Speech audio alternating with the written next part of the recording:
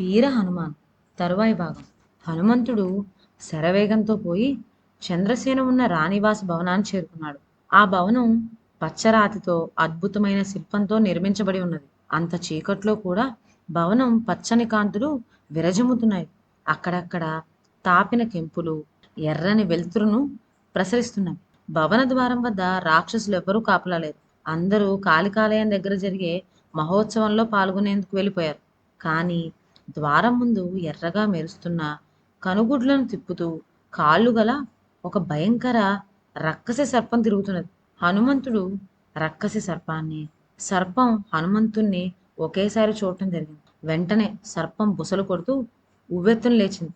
దాన్ని ముక్కుపూటల నుంచి పొగలు జ్వాలలు వెలువడసాగినాయి. హనుమంతుణ్ణి మింగేందుకు అది నోరు తెరిచి ముందుకు రాసాగింది. హనుమంతుడు ఆ రక్కసి సర్పాన్ని చంపేందుకు లంఘించబోయేంతలో భవనం పైభాగం నుంచి కోమలమైన స్త్రీ కంఠం చేసిన ఆర్తనాదం వినిపించింది. హనుమంతుడు మరుక్షణం సూక్ష్మ రూపం ధరించి రక్కసి సర్పం నోటి నుండి లోపల ప్రవేశించి దాని పొట్ట చీల్చి చంపి భవనంలోకి పరిగెత్తాడు. భవనం అంతా చీకటిమయంగా ఉన్నది. అక్కడక్కడ మాత్రం ఎర్రని కెంపులు చిన్నగా మెరుస్తున్నాయి.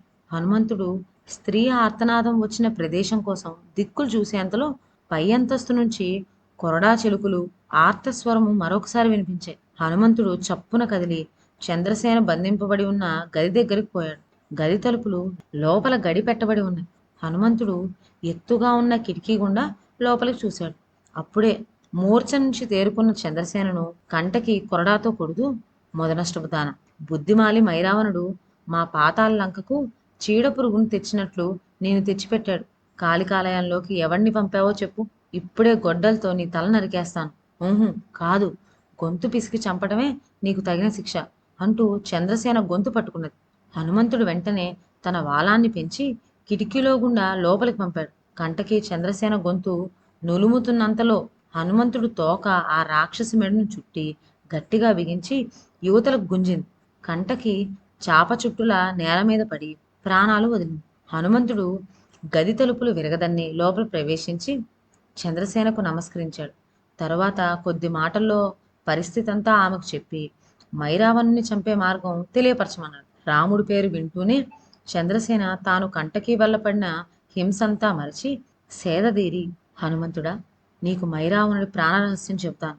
కానీ ముందుగా నువ్వు ఒక వాగ్దానం చేయాలి. మైరావణుడి సంహారం జరిగాక నీ యజమాన్ని నా దగ్గరికి తీసుకురావాలి అన్నది. హనుమంతుడు అలాగే రాముని తీసుకువస్తానని వాగ్దానం చేశాడు. చంద్రసేన అతడికి మైరావణుని ప్రాణాలు భద్రపరిచి ఉన్న చోటు గురించి చెప్పింది. వెంటనే హనుమంతుడు గది బయటకు వచ్చి ఆకాశంలోకి ఎగిరి సప్త సముద్రాల మధ్యలో ఉన్న జ్వాలాముఖి పద్మాన్ని చేరుకున్నాడు. బగబగా మండే జ్వాలలై ఆ పద్మానికి రేకులుగా ఉన్నవి. హనుమంతుడు అగ్నిదేవుణ్ణి నమస్కరించి పద్మంలో ప్రవేశించి దాని కాడగుండా జారి మకరబిలాన్ని చేరాడు. మకరబిలంలో భయంకరమైన సర్పాలు బొసలు కొడుతున్నవి. పిశాచ గణాలు హూంకరిస్తున్నవి. హనుమంతుడు పెద్దగా సింహనాదం చేసి ఆ దుష్ట శక్తులను ఎడాపెడా పిడకిళ్లతో కుమ్ముతూ కరాలా గుహలోకి పోయాడు. అతడి దాటి చూసిన భూతశక్తులన్నీ పారిపోయాయి గాని గుహ ఎత్తున ఉన్న ఒకే ఒక నల్లని భయంకర ఆకారం తెల్లని కోరలతో ఎర్రని కళ్ళతో అతడి దారికి అడ్డంగా నిలబడి వికటహాసం చేసింది. ఎవడవురా నువ్వు? అడ్డం తొలుగు అన్నాడు హనుమంతుడు తీవ్ర స్వరంతో. ఆ మాటలకు భయంకరాకారం వికవికా నవ్వి, నేను బేతాళుణ్ణి, భూత ప్రేత పిశాచాలకు నాయకుణ్ణి. నువ్వెవడివి? ఇక్కడికి రాగలవారు ఇద్దరే. ఒకడు మైరావణుడు. నువ్వు మైరావణునివి కావు. ఇకపోతే నీవు ఆ రెండో మహాశక్తివంతుడివై ఉండాలి అన్నది. హనుమంతుడు బిగ్గరగా నవ్వి, ఓరా బేతాళ, శ్మశానాల్లో స్వేచ్ఛగా విహరించే నీకు ఈ చీకటి గుహలో ఉండే దురవస్థ ఎందుకు కలిగింది? చి, అడ్డం తొలుగు, లేకపోతే నా శక్తి ఎలాంటిదో చూపవలసి వస్తుంది అన్నాడు. బేతాళుడు హేళనగా నవ్వి, ఏది ఆ శక్తి ఏపాటిదో చూస్తాను అన్నాడు. హనుమంతుడు చప్పున పిడికిలతో బేతాళుని పొడిచాడు. ఆ దెబ్బకు బేతాళుడు నేల కొరిగి హనుమంతుడికి నమస్కరిస్తూ, స్వామి హనుమాన్, ధన్యుణ్ణి. చిన్న అపచారం చేసి ఈ గుహలో పడి ఉండేట్టుగా శాపం పొందాను. నీ స్పర్శతో నాకు శాప విముక్తి కలుగుతుందని శివుడు చెప్పాడు. జై వీర హనుమాన్ అంటూ మాయమైపోయాడు. హనుమంతుడు గుహ మధ్యకు పోయాడు. అక్కడ ఉన్నతమైన ఒక శిలావేదిక మీద గుండ్రటి రత్నపేటిక ఉన్నది. దాని మూత మీద అగ్నిశిఖ జ్వలిస్తున్నది. అతడు పేటికను సమీపించేసరికి ప్రచండమైన జ్వాలలు చెలరేగి అతడి శరీరం కందిపోయేటట్లుగా చుట్టుముట్టాయి. వెంటనే హనుమంతుడు గట్టిగా గాలి పీల్చి మంటల మీదకు ప్రళయమారుతంలాగా ఊదాడు. కానీ మంటలు చల్లారకపోగా అవి అతన్ని మరింత తీవ్రంగా చుట్టుముట్టాయి. హనుమంతుడు చేతులెత్తి, అగ్నిదేవ, నేను నీ మిత్రుడైన వాయుకుమారుణ్ణి, అనుగ్రహించు అంటూ అగ్నిని ధ్యానించాడు. వెంటనే అగ్ని జ్వాలనల్ని చల్లారిపోయాయి. ఆ వెంటనే రత్నపేటిక మీద జ్యోతి నుంచి ఇలా మాటలు వినిపించాయి. మారుతి, నీకొక ముఖ్యమైన విషయం చెప్పేందుకై నేను ఇలా విజృంభించాను. నీవు ఈ పేటికలోని తుమ్మెదలను ఒక్కసారిగా సంహరించాలంటే 5 ముఖాలు తెచ్చుకొని వాటిని నీ నోళ్లతో లోపలికి పీలుస్తూ నమిలివేయాలి. బాగా గుర్తుంచుకో. హనుమంతుడు అగ్నికి నమస్కరించి తుమ్మెదలను రత్నపేటికను తీసుకొని వాయువేగంతో రామలక్ష్మణుల చోటుకొచ్చాడు. వాళ్ళిద్దరూ ఇంకా అసంఖ్యులైన మైరావణులతో పోరాడుతూనే ఉన్నారు.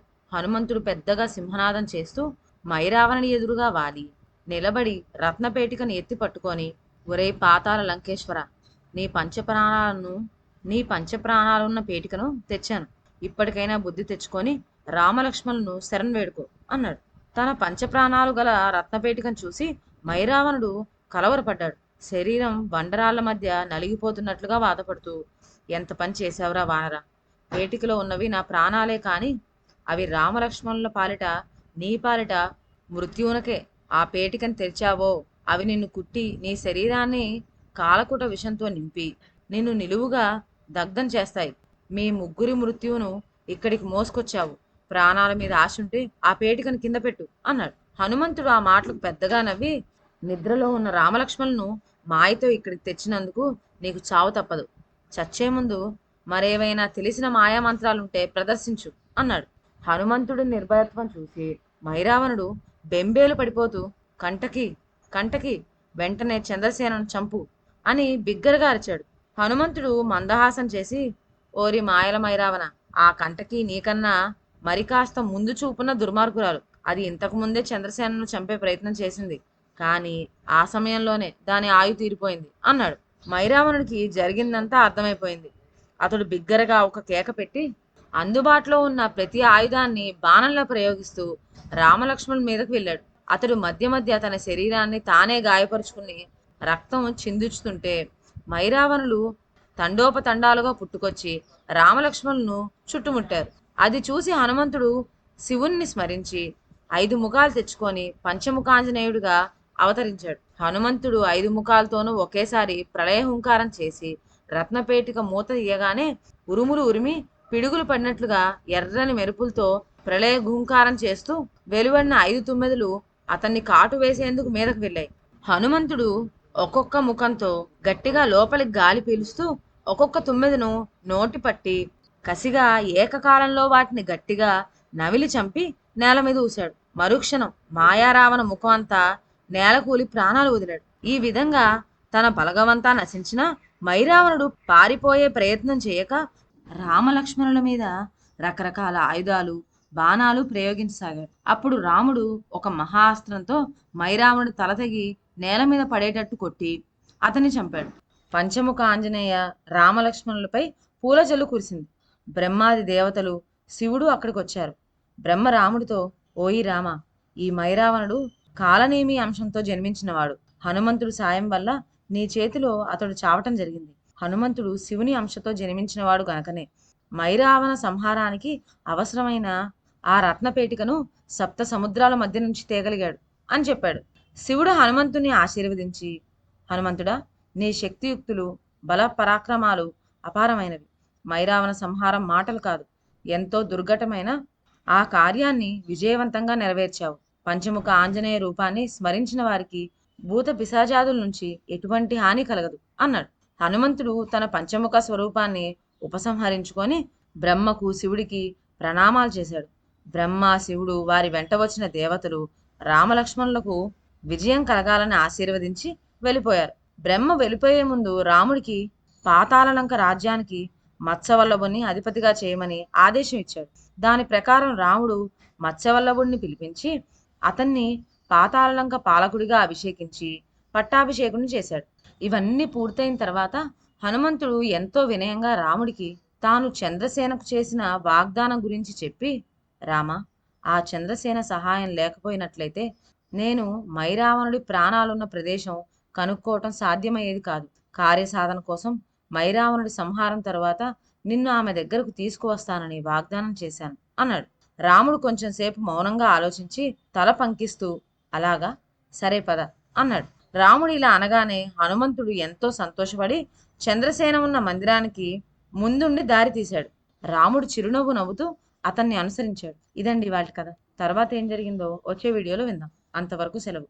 నా ఛానల్లోని కథలు మీకు నచ్చినట్లయితే నా ఛానల్ను లైక్ చేసి సబ్స్క్రైబ్ చేయండి. షేర్ చేయడం మర్చిపోవద్దు. కొత్త కథల నోటిఫికేషన్ కోసం బెల్ ఐకాన్ ప్రెస్ చేయండి. Thank you.